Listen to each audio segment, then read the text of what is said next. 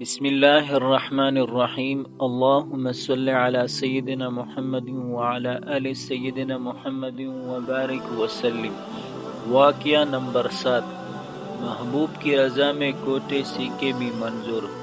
حضرت عثمان خیرآبادی رحمۃ اللہ ایک بزرگ گزرے ہیں۔ ان کی ایک دکان تھی۔ ان کی عادت تھی کہ جب کوئی گاہک آتا اور اس کے پاس کبھی کوئی کوٹا سکہ ہوتا تو وہ پہچان تو لیتے مگر پھر بھی وہ رکھ لیتے اور سودا دے دیتے۔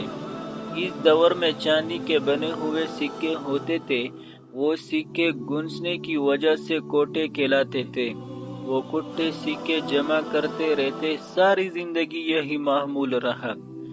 جب موت کا وقت قریب آیا تو آخری وقت انہوں نے پہچان لیا۔ اس وقت اللہ رب العزت کے حضور میں ہاتھ اٹھا کر دعا کرنے لگے کہ اے اللہ، ساری زندگی تیرے بندوں کے کوٹے سکے وصول کرتا رہا، تو بھی میرے کوٹے عملوں کو قبول فرما لے۔ سبحان اللہ، محبت الہی کے رنگ میں ایسے رنگے ہوئے ہوتے۔